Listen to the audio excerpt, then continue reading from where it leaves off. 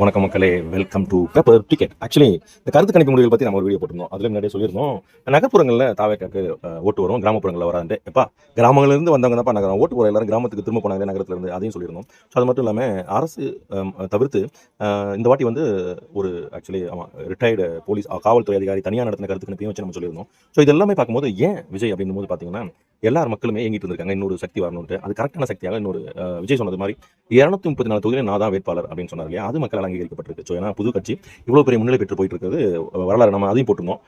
எம்ஜிஆர் ஆகட்டும், எம்ஜிஆர் ஆகட்டும், ஆந்திர பிரதேசத்தை சார்ந்த என்டிஆர் ஆகட்டும், இவங்கெல்லாம் கூட்டணி முதல் தேர்தலில் கூட்டணி வச்சு தான் ஜெயிச்சிருந்தாங்கன்ட்டு.